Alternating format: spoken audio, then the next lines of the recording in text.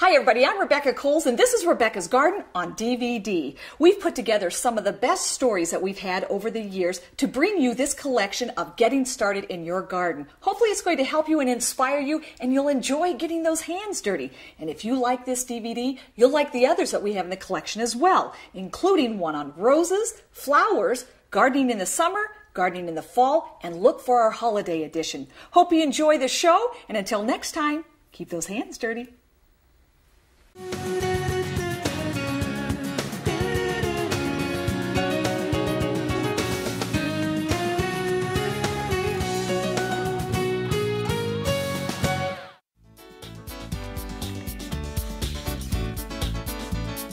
If you've ever tried growing your own seeds, you know what a pain it can be. It's a major babysitting job. If you miss one day of watering, it's all for naught. So that led us to develop this seed starting system. And I gotta tell you, this is a great system because it requires hardly any effort for you. In fact, all you need to do is take a look at it every couple of weeks.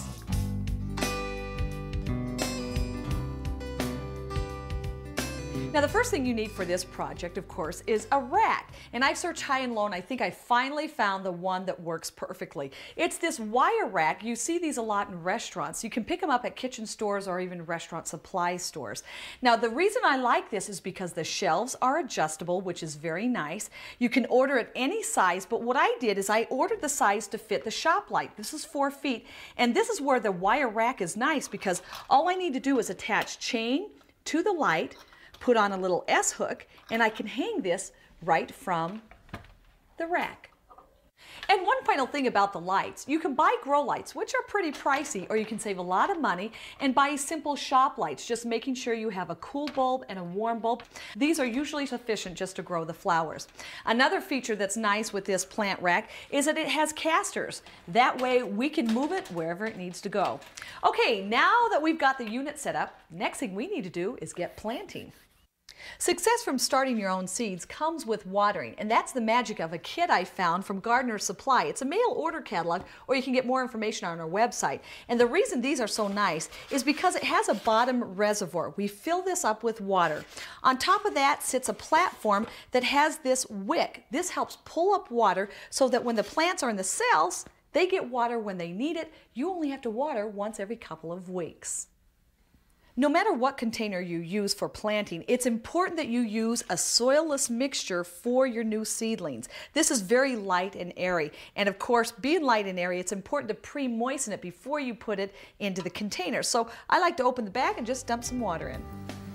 Once the flats are filled, it's time for the seeds. And keep in mind, the biggest mistake people make is they plant their seeds too deep. The rule of thumb is to plant them 2 to 3 times their diameter. So for these tiny snapdragon seeds, I'll simply press them into the soil. Then add a layer of sphagnum moss. This prevents a fungus called damping off, which can kill the seedlings overnight. Don't forget to label your plants. Then make sure there's enough water in the bottom of the tray before you stack things up. And finally, to get those seeds to germinate, they need a moist environment. So we're going to add this plastic dome, which acts as a miniature greenhouse. We'll keep this on until we see some green from the seedlings, and then we'll remove it. Until then, it's under the lights they go. Your seedlings will need 10 to 12 hours of light a day, so you might want to invest in a timer so you don't have to worry about the lights coming on. Also, it's important that the lights are as close to the seedlings as possible without touching them. So you can see I've lowered these down. We've got a couple of inches to spare in between, and then as the plants grow, I just adjust the chain. After a few weeks, your seedlings should be green and growing. Don't forget to check the bottom of the tray every 2 to 3 weeks and fill it up when necessary. Now what about fertilizing? Well, once your plants grow 3 sets of new leaves, it's time for them to be fed. And what I like to do is just take a water-soluble fertilizer at half strength, sprinkle that into the water, and then the plants feed themselves as well. It's a great deal. Now eventually these plants are going to outgrow their tiny little space in the cells, and when that happens, you can just pot them up in a larger container. These peat pots are great. Plant the plant inside, put it under the lights, keep it there, and when the weather is finally warm enough, you simply plant these right into your garden. So there you have it, my idea of a self-sufficient seed starting system. This is really a rack that rolls. Last year I had a beautiful plant growing in this pot. Sad story. The plant ended up getting some sort of disease and died. So the last thing I want to do this year is put a plant in the same pot, because you never know what kind of fungus or disease may still be in the pot. So it's always a good rule of thumb. Anytime you're going to reuse any pot, you sterilize it first. What you need to do is get a bucket, fill it up with water and bleach. The ratio is 1 part bleach to 9 parts water. Now what you want to do is take the pot and just dunk it into the water.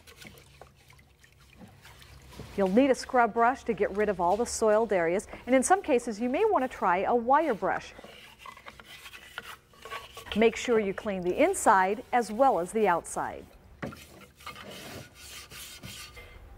Okay, now this pot is clean. You can go ahead and rinse this under clear, clean water and let it sit for a couple of days. That way, if there's any chlorine left in the pot, it will evaporate in that time. Now, if you find out you have some stubborn stains, like what's left over with the salt buildup and the chlorine solution doesn't get rid of it, then go ahead and take some distilled vinegar, scrub that on the side. It should remove the salt with no problem at all. Now, when you're ready to plant, don't use any of the soil you used last year. Throw that in the compost heap. Instead, start off with new soil that's been sterilized. You can pick it up at the garden center. Hopefully, these tips will keep your plants from biting the dust.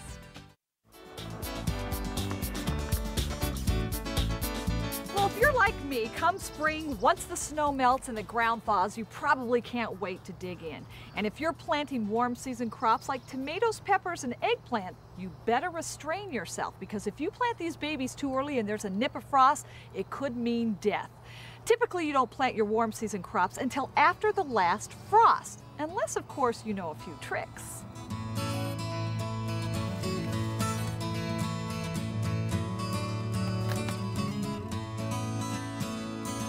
For these warm season crops, spring fever begins when the soil temperature is between 60 and 65 degrees. You can see mine's only at 50. If I were to put those plants in now, it would stress them out, it would set them back, which leads me to trick number 1. A layer of black plastic is the perfect way to heat up the soil. Use stakes to secure the corners, then about twice a week take the soil's temperature. The more sun you have, the quicker it will warm up to 60. Once the soil temperature is warm, we're ready to plant our warm season crops. Now I'm going to start with the tomato, and there are many different ways to plant a tomato, but here's a method my grandfather taught me. I've used it for years and it certainly works. I dig 2 holes. In one, I'll place the tomato, so I'll gently remove it from its container. It's got nice creamy white roots. That's a good sign. Gently tear the roots apart and place that in the hole like so. In the other hole, I'll place a small handful of fertilizer. I do it in separate holes. That way the fertilizer doesn't rest right against the roots of the tomato plant. Then cover it up. Now, frost is still in the forecast, and remember, 1 cold night is all it takes to bring these plants down. So that leads me to trick number 2. Here's a product that I've been using for many years with great success. It's called Wall of Waters. It's like a plastic tent. What you need to do is get a large bucket, invert it and place it over your plant, then take the Wall of Waters and place that around the bucket. Then you can see there's these little tiny pockets on the side. We'll fill these with water, and then I'll show you how this works.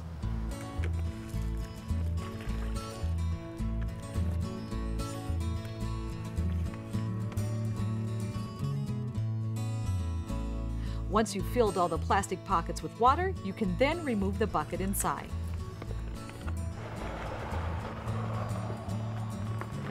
See, isn't that cool? Now what we've done here is created this miniature greenhouse. During the day, the sun heats up the water. That warm water helps to insulate the plant at night. Now eventually the plant is going to shoot off and it's going to grow quickly. It'll come out of the top. At that point you have 2 choices. You can cut the Wall of Waters, except for I like to use it every year. So what I do is squish all the water out and just collapse it and then remove it at the end of the season. Another way to keep your plants warm is with the use of these cloches. They're plastic domes which you slip over the top of your plant. You have to be real careful with these because they can literally cook your plant. So it's important that the top of the cloche has some sort of venting system that will allow the hot air to escape. If you buy one that doesn't have the vent, you can simply cut one out or just make sure you remove these during the day.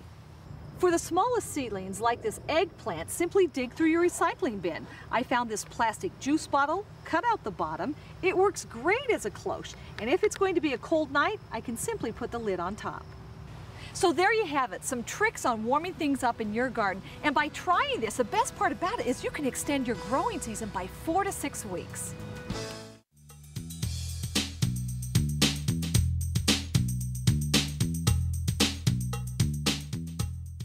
Early spring, when temperatures start warming up, if you're like me, you probably can't wait to get in there and dig in. But hold your horses, because too much haste can lead to some serious garden waste. So I thought I'd give you some tips on early spring garden care. First of all, let's talk about the bulbs. They're the first things that come up. If you have mulch around the bulbs, you can go ahead and pull it away from the bulbs, but leave it there, because you never know when a frosty night might threaten the bulbs. That way you've got the mulch, we can easily cover them.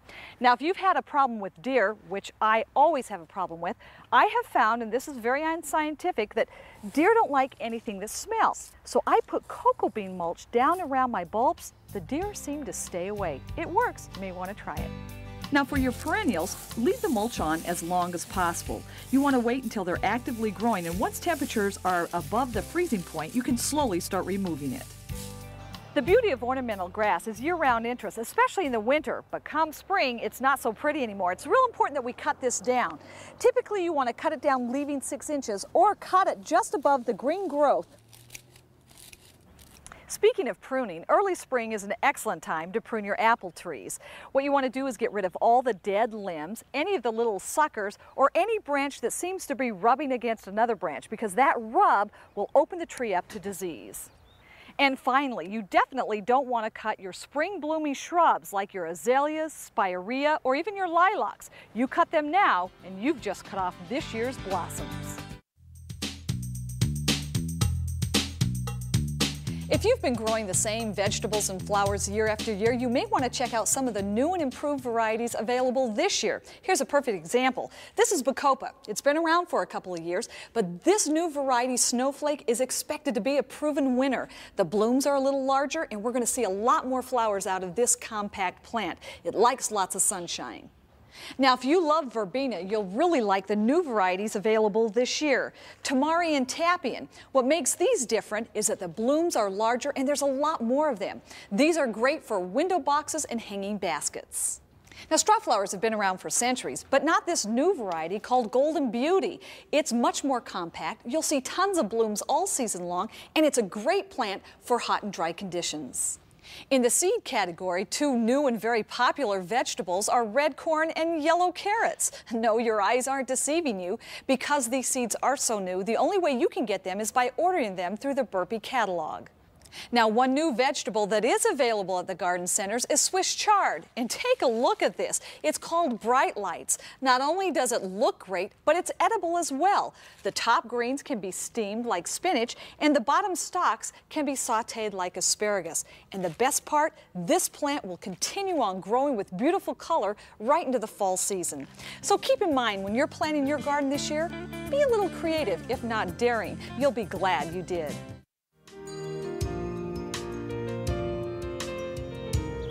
Flowering shrubs like these beautiful azaleas are a sure sign that spring has sprung. When hardly anything else is blooming, they come alive with color.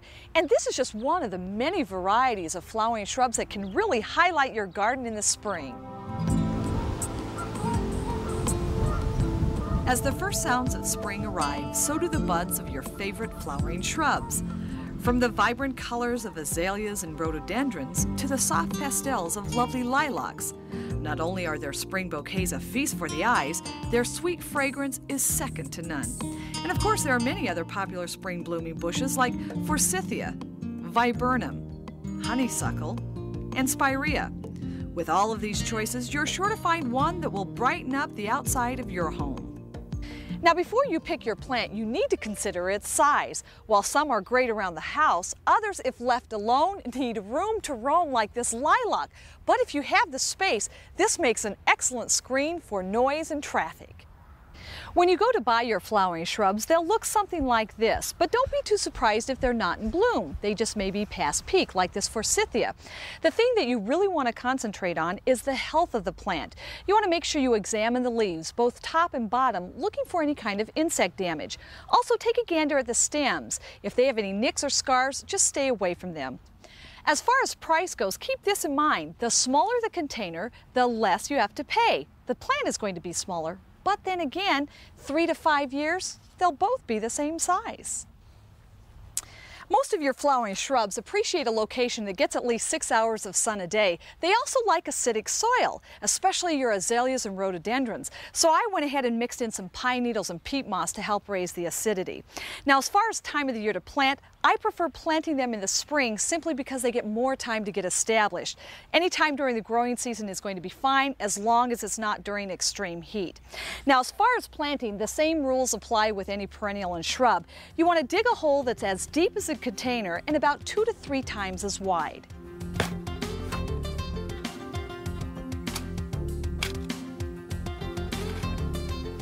Once you've dug the hole, gently remove the plant from its container, and in most cases you'll notice that the roots will be either root bound or all matted, so it's important to loosen them up. You can do that simply by scoring the roots.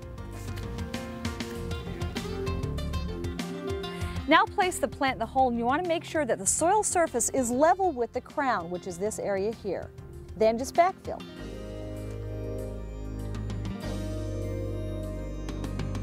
Now by itself, one is beautiful, but add a couple together and you've got a dramatic, beautiful appearance. So I'm going to stagger these behind me and you'll see what it looks like.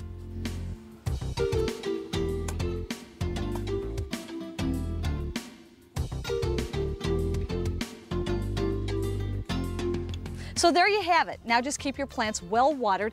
I'm not going to worry about fertilizing since the soil's already amended, but maybe next year and the years after that I'll come through with a light side dressing of fertilizer. Now notice how I planted these close together. I kind of broke the rules, but I did that because I want this corner to lighten up every spring. So in order to keep them healthy and well maintained, I need to cut them back every year.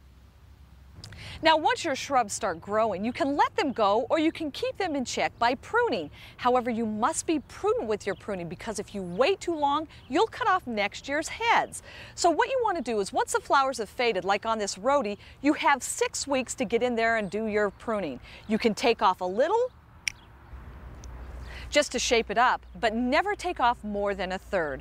Hopefully by following these rules, you'll have beautiful flowering shrubs that you can enjoy for years to come.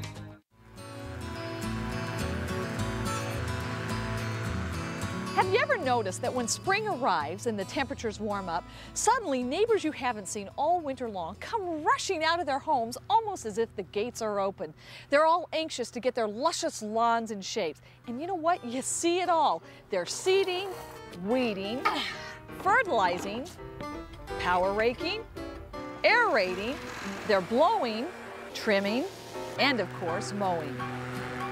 And sometimes they're doing it all in one day. Not a good idea. There are some definite do's and don'ts when it comes to spring lawn care that you should know. Now, before you get started doing anything, you need to make a couple of decisions. First of all, do you want to control the crabgrass or do you want to lay down new lawn seed? Because you can't do both. The crabgrass controller will actually prevent the lawn seed from germinating. So let's say you have crabgrass and you want to control that. Well, you need to attack it early in the spring before it gets out of control.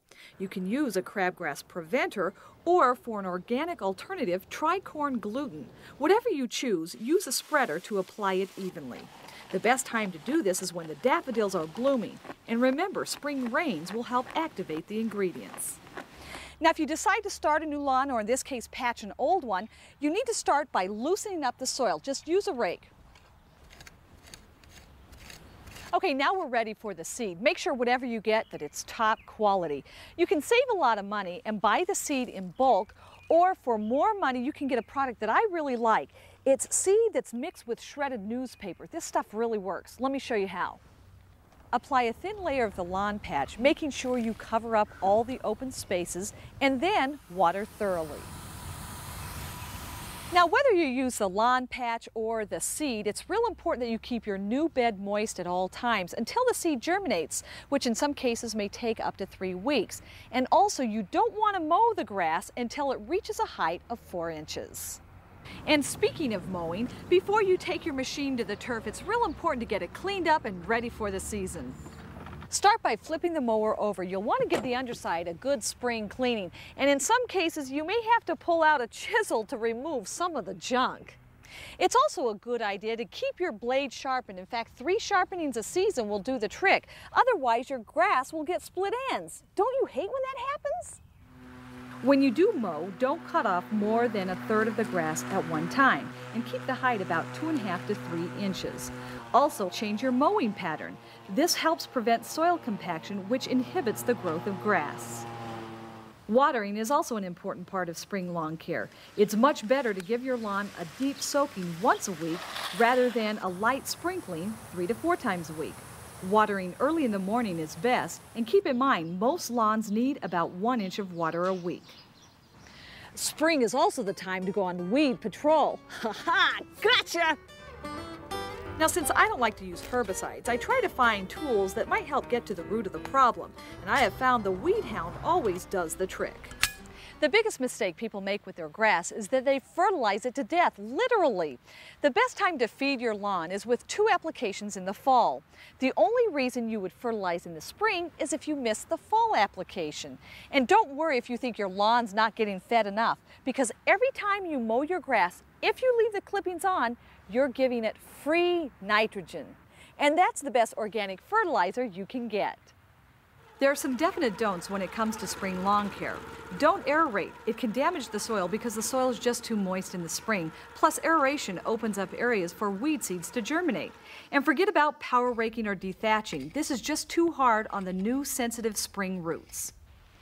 And finally, in the early spring when your soil is still soggy, try to keep your kids from playing on the grass, and for heaven's sakes, don't be dragging your wheelbarrow across it either. Hopefully these tips will make your neighbors green with envy. For more information on spring lawn care, check out my website at Rebecca'sGarden.com.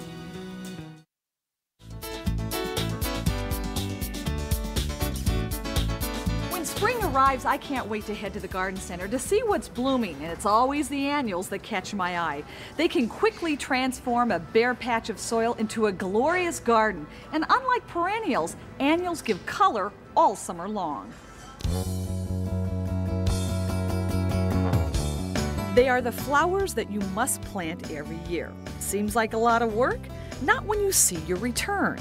Annuals are the plants that steal the show. No matter your soil or sun, annuals are the answer for lush blooms that keep the garden alive with a dazzling display of color. Whatever size or shape you need, there's definitely an annual ready to fit the bill. Now, your annuals can be divided in 2 different categories. We have the cool season and the warm season. The cool season flowers can go into the ground once you can work it and typically will withstand a frost or 2. They include your pansies, violas, alyssum, which smells so sweet, and of course the snapdragons. And the best part about the cool season flowers, they give us that first burst of color in the spring. We can shave them down in the summer, and then they'll rebloom with full delicious color in the fall. Another popular cool season annual is the silvery dusty miller. Its foliage makes a striking display when planted next to brightly colored flowers. Larkspur, with its delicate spikes of flowers in pastel shades, also grows well in cooler conditions. And remember, forget-me-nots. They offer blue mounds of color in the garden, started once from seed, and they'll reseed themselves year after year. The second category is the warm season annuals. These are the plants that like the hot weather, and they will not do well if it gets too cold, so you want to wait until after your last frost before you put them in the ground. They include geraniums, marigolds, petunias. These are great for sunshine, but if you have shade, you can't go wrong with beautiful begonias. And then there's the impatiens. They offer great spots of color, from the New Guinea impatiens to the double flowering. Other warm season annuals that come alive with color in the heat of summer include Nicotiana, also known as flowering tobacco, which perfumes the air. Or how about salvia, which offers a variety of colorful blooms. If you're looking for texture, try celosia. Or how about some of Grandma's favorites, like zinnias and cosmos. To ensure that you get healthy plants, make sure you use a little common sense when you buy them. If you notice holes in the leaves, you might want to stay away from those. It may mean that there's an insect problem. Also, compare plants. You've got a tall, skinny one here, a short, stocky one. go for the short stocky one. This one is growing out of its pot. It's a little more stressed.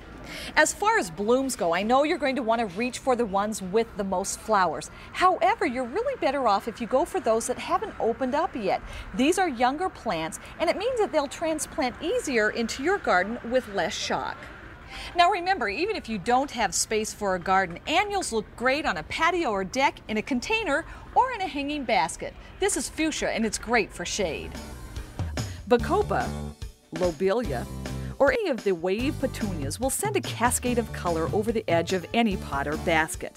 And if you want annuals that grow up, morning glories, sweet peas, or mandevilla love to travel on a trellis.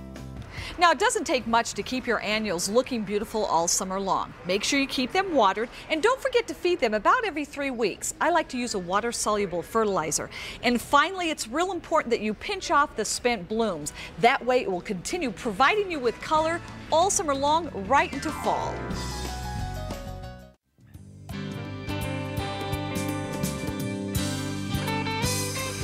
I don't know about you, but I love the smell and the look of fresh spring flowers. And if you're like me, you probably pop them into a vase. And although this looks great, I met a designer who's going to show us how to take these simple flowers and change them into these fabulous floral topiaries. It's great for any special occasion.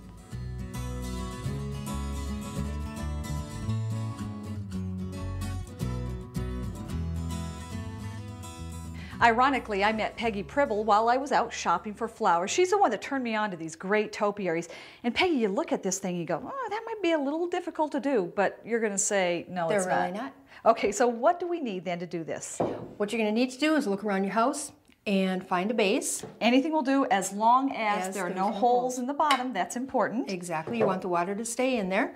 Then we're going to need some floral foam, known as Oasis. Okay. And we cover that with some sheet moss. And then we're going to need a roll of floral tape, some wire. We've got some ribbon here to choose from.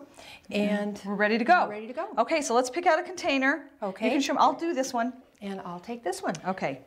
Okay, here we have our containers. Now, we're going to take our Oasis floral foam. Okay. And we're going to fit that snug into the container. We're going to take the knife, cut it off at the height of the top of the container. Okay, I can do this. After you've cut the Oasis, make sure it fits firmly in the container. Then poke holes in it. Next, pour water all over the foam so that it's totally saturated. Now you're ready to add the moss on top. Just be sure to tuck in the edges. Might have to rip a little off. All right, now we're ready for our flowers. We've got some Alstroemeria here. These work well. They've got a good, sturdy, tall stem. And I'm going to hand you these, and I'm going to have you take off some of the leaves. We want to clean it up a little bit. Okay. This variety is called Rebecca. Oh, I thought it looked good. Okay, I've arranged my tulips here, so I'm ready to use the tape on mine. Now what I want you to do is loosely hold your flowers up towards the top. Oh, towards the top? Towards the top, and just position them around a little bit until they look good. They're looking good to you. What do you think? Looks good to me. I'm thinking it's All looking right. good. All right. Now we're ready for the floral tape. Great. Make sure you wrap the floral tape around the stems several times. Do this near the top and the bottom. This will help keep the stems firmly together. Next, determine the height that you want your flowers and then cut off the stems. Now just poke a hole in the Oasis and insert your topiary flower arrangement. All right, now we're ready to choose some ribbon. All right, I'll take To make this our white bow. one. You're going to do the white? Okay. For the best looking bow, Peg recommends making 4 to 5 loops. Then take a piece of the floral wire and wrap it around the ribbon connecting all the loops. To secure the finished bows, tuck the floral wire under the tape and add several bows to each arrangement. Wow, so that's it. This took us about 10 to 15 minutes. Really very easy, and it's interesting how the final touch, the ribbon, really kind of set the whole feeling of the bouquet. Raffia, loose, casual bouquet. The white ribbon really changed my arrangement into a more formal feel. Exactly. I've done a couple other pieces here using some other ribbon. Let me show you how it looks. Okay. Now this arrangement screams baby shower. Tell us what you've done here. Okay, just real simple. I've added some diaper pins hanging from the ribbon. I've got a little rattle here that I've stuck in here. And I've chosen yellow freesia because we don't know if it's a boy or a girl, so we've got the pink, blue, and the yellow going there. That is adorable. This one, no doubt, for the wedding. Exactly. It's a much more formal look. The tulle determines that, along with the satin ribbon, and depending on the colors that the bride has chosen, you can change the color. And we've got the rubrum lily, which is traditionally a more elegant and formal flower. Well, thank you so much, Peg. You've given us some great ideas on how to decorate for those special occasions this spring. And keep in mind, we started out with a vase of flowers that looked like this and ended up with these fabulous topiaries. Which do you think looks best?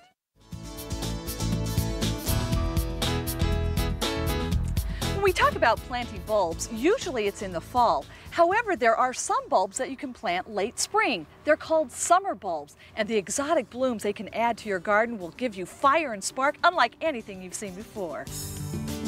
In the dog days of summer, when a lot of plants are beaten down by the hot sun, we find these beauties just hitting their stride. It can be hard to choose between the beautiful dahlias, gladiolas, cannas, caladiums, and the tuberous begonias. But once you've figured out what you're going to plant, the rest is really a piece of cake. Although they're called summer bulbs, they're really broken into several different categories. For instance, we have what's called the rhizome. These are underground horizontal stems that produce the beautiful canna. Caladium and begonias come from what's called tubers. They kind of look like swollen smash bulbs with roots. Then we have the tuberous root. From these we get the dahlias. And then there are the corms. They kind of look like a smash bulb. These produce the glorious gladiolas. Now, it's important to know the category since the planting technique for each flower is different, especially with the dahlias. Now, what I've done for them is dug a hole that's about 6 inches deep. Now I'm going to make a mound in the center of the hole, and that's going to be about 2 inches tall. Now, before you plant the dahlia, it's important to inspect each tuber. If they're hanging by a thread like this one here, you have to remove it. Otherwise, when you plant this, it will rot and could affect the whole structure of the flower. So get out the pruners and remove any suspicious-looking roots. Then drape the roots over the mound in the hole. Okay, now once that's in place, it's time to stake the dahlia. It seems a little early, but we're going to do it now because we don't want to injure any of the tubers later as they begin to grow. So we'll put the stake in as close to the stem as possible, then we're ready to cover it up. Now I filled the hole halfway full. The next step is to take some bulb food, just sprinkle that over the top. This will give the bulb its little boost to get growing, and then we'll add another inch of soil around that. And in no time, these beauties will give you blooms sometimes the size of dinner plates. Now, if you prefer things on a smaller scale but still want to enjoy those hot, bold colors, how about growing caladiums for their vibrant foliage? Or begonias. These plants have provided generations with rich colors that look good enough to eat. Now, the biggest challenge you're going to have when it comes time to plant the tubers is trying to figure out which way you plant them. Well, with the caladium, it's easy. Just look for the flattened area. You want to make sure you put that down into the hole facing the soil. With the tuberous begonias, well, if they have the stems, you know you want to plant those facing up. Otherwise, just make sure the concave area is looking up at you when you plant them. In any case, both of these are buried 2 to 3 inches below the soil surface. And keep in mind, these tubers like the shade. Corms are planted just like you would the fall bulb. First of all, you want to find the points. Those go into the ground looking up at you. We'll plant these about 4 inches deep. And if you want a successive look of gladiolas, make sure you stagger the planting, which means every week plant a few more. As you see, glads can add a variety of color with great height to any garden. These slender beauties also make a great cut flower. Or how about bringing a little bit of the tropics into your backyard with cannas? And don't think their flowers are the only appeal.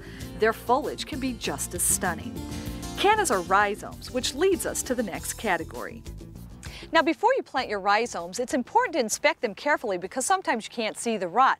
But if you feel around and you feel a soft area like this right here, take a knife and just cut it off. Now, the rhizomes can be planted really any direction, but if there is a bend in the rhizome like this one here, make sure you have the points closest to the soil surface. When you plant them, the hole is going to be very shallow. In fact, I've dug it out, it's about 1.5 to 2 inches deep. Just place the rhizome in the hole, cover it up with soil, and then we're going to scratch in a little fertilizer to give it a boost. And then with all the bulbs, you want to make sure you keep them watered throughout the summer and make sure you scratch into fertilizer once a month.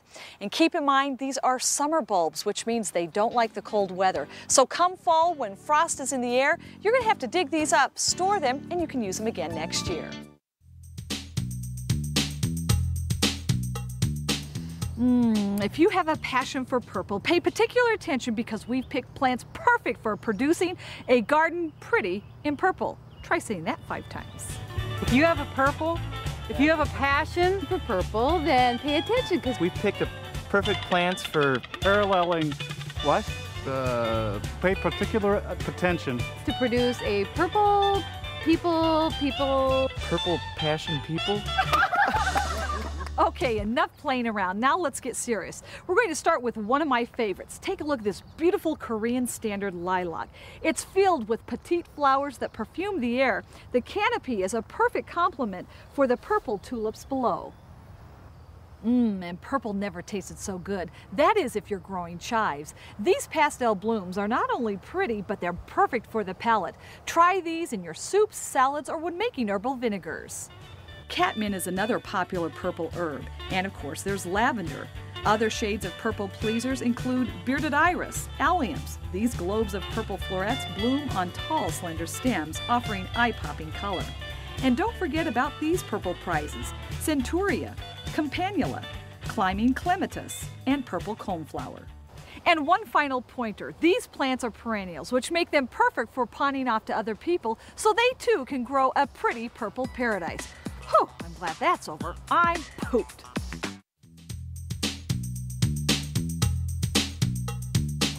It's spring, your garden's ready, and if you're like me, you can't wait to sink your hands in the soil.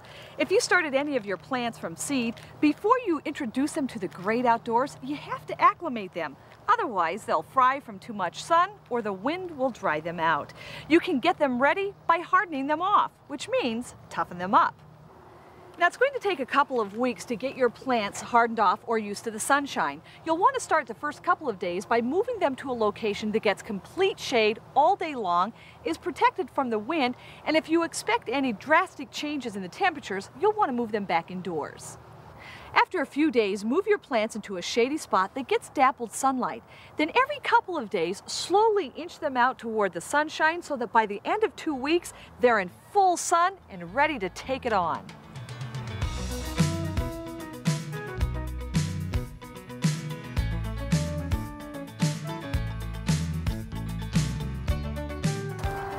Okay, after this little exercise, your plants are now ready to sink their feet into the soil. When planting, the same rules apply. You want to dig a hole that's as deep as a container. Check out the root system. If the roots are all tangled at the bottom, you want to make sure you tease them apart, loosen them up. That way they'll spread their feet. Then just plant them as normal, keep them watered, keep them fed, and in no time, they're going to be reaching for the sun. Tulips are some of my favorite flowers, probably for various reasons. They're the first sure sign of spring, and they're the first splash of color we see after a long winter. Now, the blooms don't last that long, but boy, when they peak, they can be spectacular.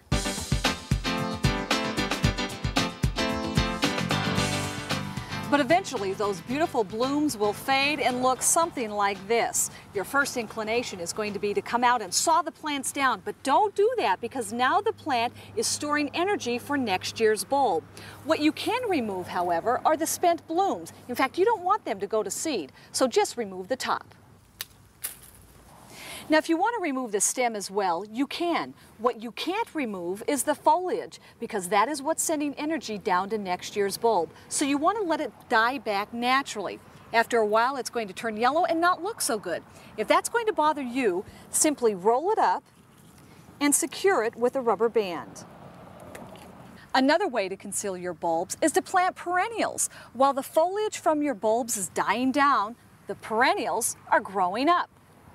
Another way to maintain the health of next year's bulb is to fertilize. You'll know it's time when the foliage starts turning from green to yellow. Simply scratch in an all-purpose fertilizer around the base of the flower. By following these easy tips, you'll be able to enjoy big, beautiful blooms again next spring.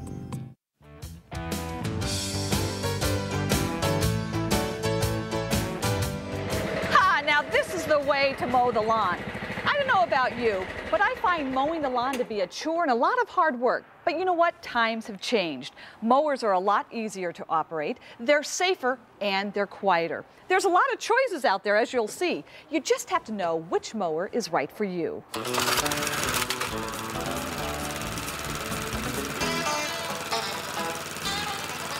Lori Hadia is one of the lawnmower experts here at Home Depot. She has some great advice for those of you who might be in the market for a new mower.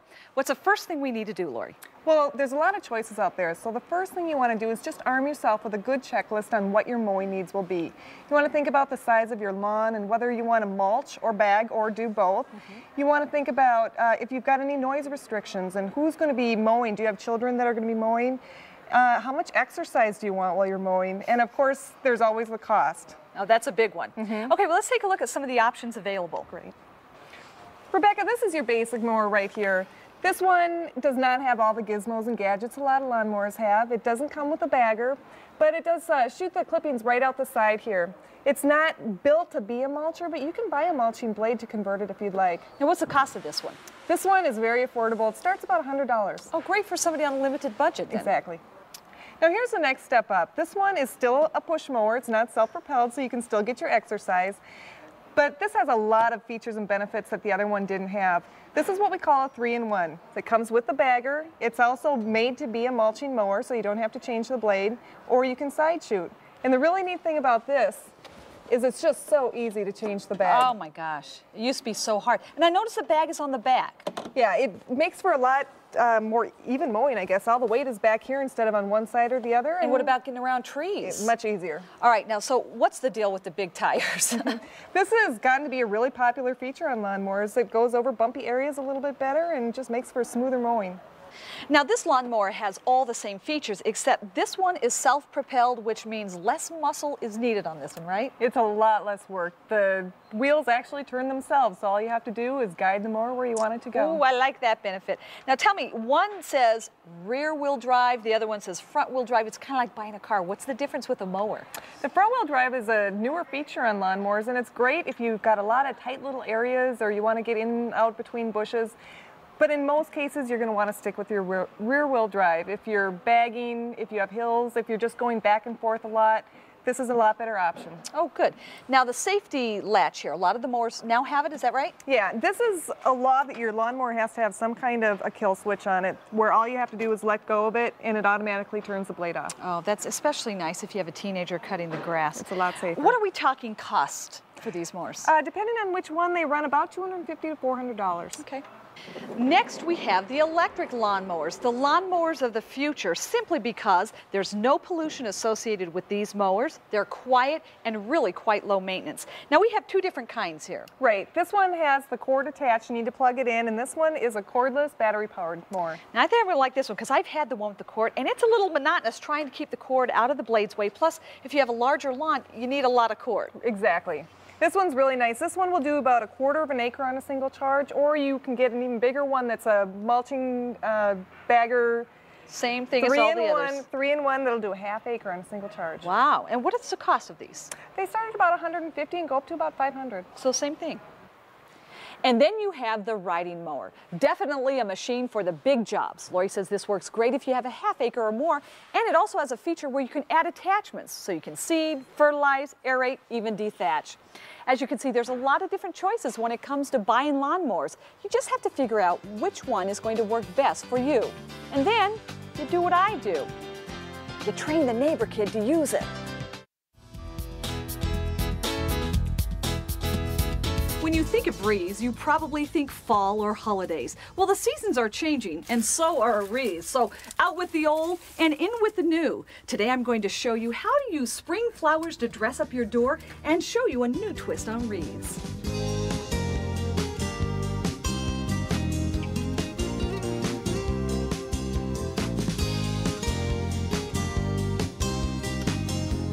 So as you can see, not all wreaths have to be round. In fact, use your imagination. I'm going to show you how you can start by making this one here. It's a very nice wild look, and a lot of the materials you may already have, and some of it might be growing in your own backyard. For this one, you need to start off with a foundation. And for that, we stopped by a craft store and picked up this simple wreath. This is what we're going to build this entire wreath on. You'll need some wire. I've got Spanish moss here, some pots, of course plants, a little bit of ribbon, and twigs. And for this, we're using pussy willow and dogwood.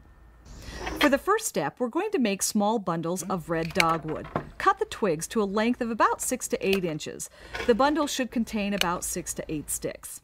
Then take the wire and fasten them securely. Leave some extra wire at the end to attach to the wreath. Now once you get the bundles, you want to attach them to the wreath with the wire like so, and then we'll continue adding the rest of the bundles, trying to overlap on top of each other, and the point here is we're covering up the wreath below. Now for the next step, we want to create this vertical line here. In order to do that, you need to get yourself some pussy willow, bundle it together, we'll attach it with wire at the top, and then simply braid the branches together.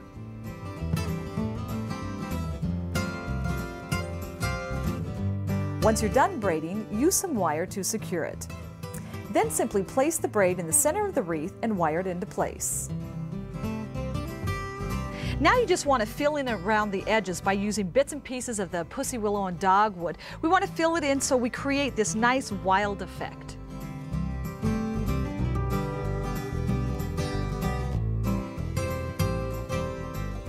Once you're done nipping and tucking, then you need to add the flowers. And for that step, I took a plain terracotta pot.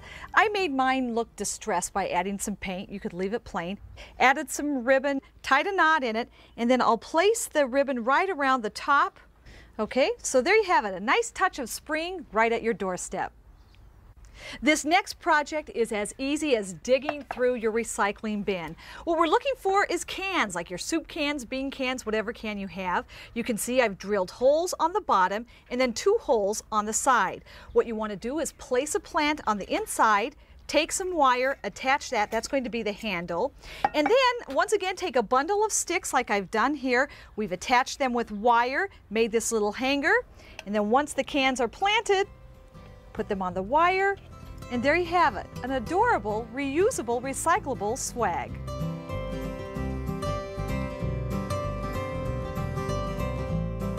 If you want something that's a little more dressy, that has a vertical appeal, you might like this arrangement. It's very simple. We simply gathered up some sticks, and you can see we've attached them with wire, making the bundle once again.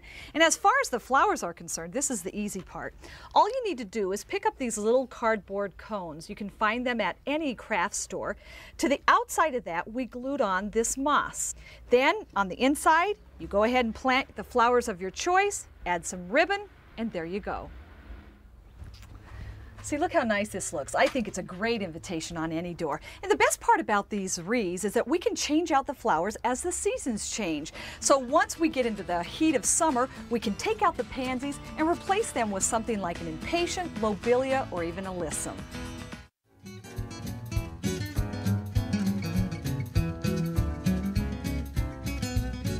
Like most kids, I grew up saying yuck to eggplant, but it seems like today, everywhere you turn, people are tantalizing their taste buds with this tropical vegetable. Now, if you go to the grocery store, this is probably what you'll find. But if you choose to grow your own, I think you'll be surprised to find so many different varieties of eggplant available in different shapes, colors, and sizes. They're dark purple, they're white, they're even striped. From long and thin to short and round, there are now over 80 different varieties of eggplant. The flavors vary depending on the variety. Some can be a tad bitter, but the long and slender Asian types are more mild tasting, and the white eggplant is the sweetest of all. No matter which variety you choose, planting is the same. Now you have 2 choices. You can buy transplants from a garden center, or you can start your own from seed, and that way you'll have more varieties to choose from. Just be sure you plant them about 6 to 8 weeks before you're going to plant them outdoors. So when is a safe time to plant them outdoors? after all threats of frost. Remember, these are tropical plants. They like warm conditions. And the soil temperature has to be warm enough too. So how warm is warm? Take a look at your chives. When they're in bloom, you know it's time for the eggplant to go in. They like hot, sunny conditions, so make sure your location gets plenty of sunshine at least 6 to 8 hours a day. And you want well-drained soil, something amended. Here we added some alfalfa mulch, peat moss, cow manure, and compost. So this soil is ready. Now we're ready to dig in. Start by digging a hole as deep as the container. Then carefully remove the eggplant. Place it in the hole and cover it up. Be sure to label each variety and try to space each plant about 2 feet apart. Each row should be about 3 to 4 feet apart. All right, now that we've got them planted, it's important that you keep these well watered. They will get very thirsty, and don't worry about fertilizing until you see little baby fruits developing.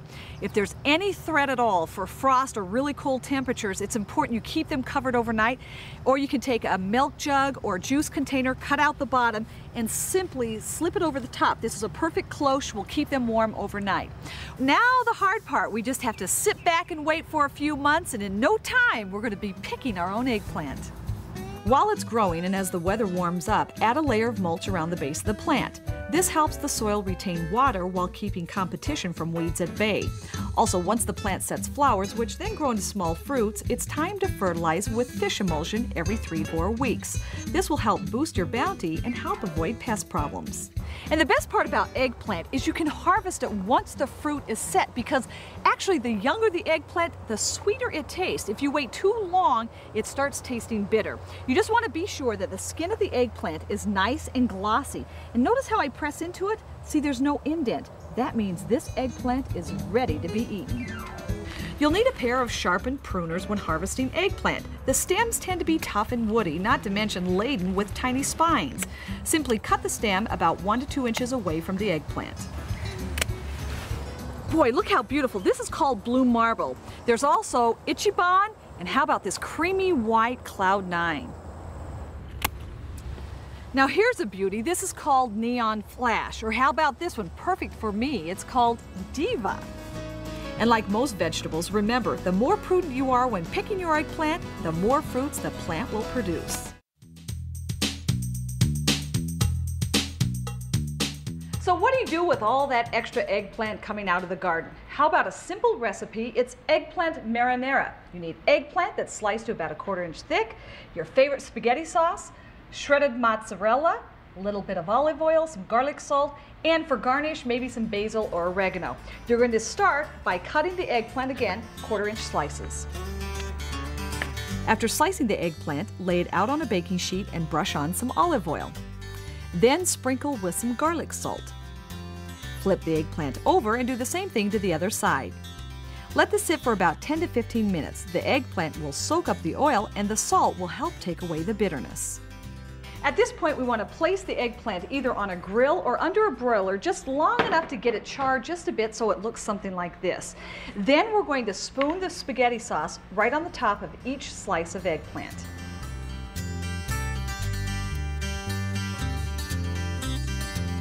All right, now we'll just sprinkle on some mozzarella.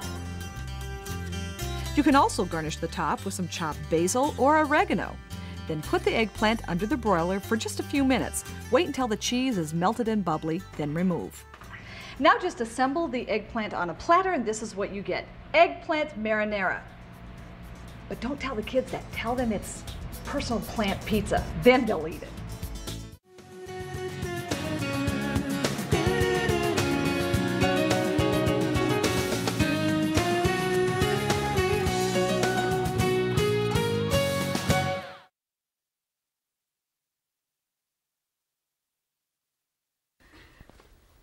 That was a lot of information. Hope you got all that down, and I want to see those hands. Well, like I said, if you've enjoyed this DVD, be sure to look for the others. I'm Rebecca Coles. Until next time, keep those little hands dirty.